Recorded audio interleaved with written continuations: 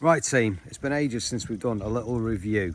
So, tried and tested as always. I don't just buy something and look at it before I've used it. You've got to have it abused first of all. Now, net bag, first of all, I go through net bags like Billio. For some reason, they always break on me, the zips.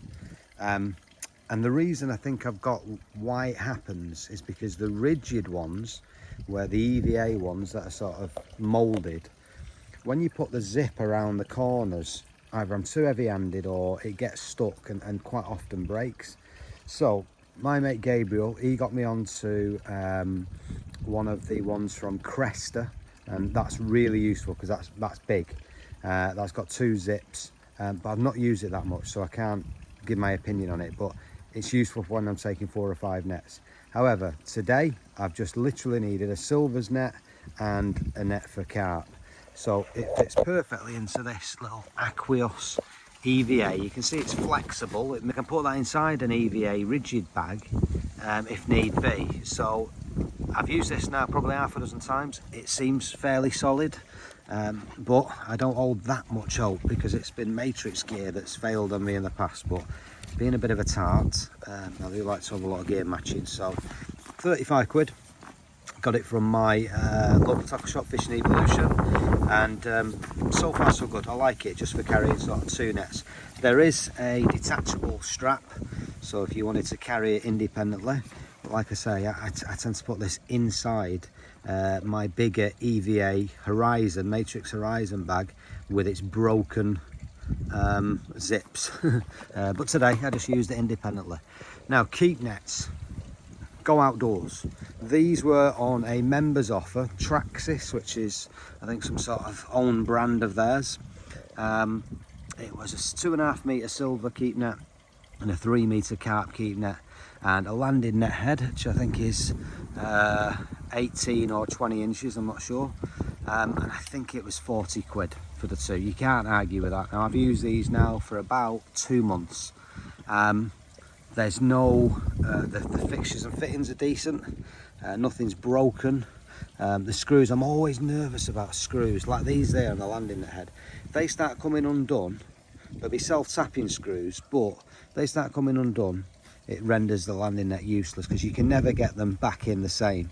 You'd have to get some new tapping screws, which is just annoying and an inconvenience. But nothing's ripped, nothing's torn or anything, so far so good. However, the mesh does feel quite light. I reckon if I was to consistently bagging, then nah, I'm not too sure.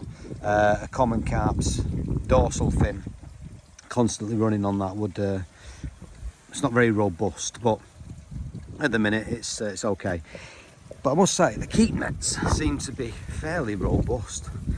Pretty simple. There's pull-through handles on the second ring. You can see just there. There's no weighting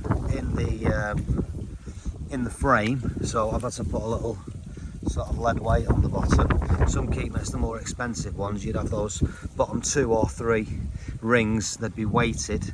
But what that does mean, though, in some ways, not too bad, is that when you're dragging it out, the weighting isn't rubbing against the bottom of the lake and you get fraying. I mean, I've got more keep nets than I know what to do with, to be honest. But when I saw 40 quid, I thought, yeah, I could do with just a little silvers net and a carp keep net just for my syndicate matches. Same thing on the silver one. You've got the pull-through rings, and the second one is just there. You can see. And this should last forever because you're not getting big weights of silvers. You might be catching sort of 10-15 pound of roach, rudd, bits and pieces. It's not going to get a load of hammering on the rings. So I think over time we'll see how the carp one lasts. But for 40 quid, absolute bargain. They're not on offer at the minute. You have to keep your eye out for the members offers. I think they're £59.99 for the set at the moment, but I think it comes around a few times a year. So yeah, check them out. Traxis. Fairly impressed, to be fair.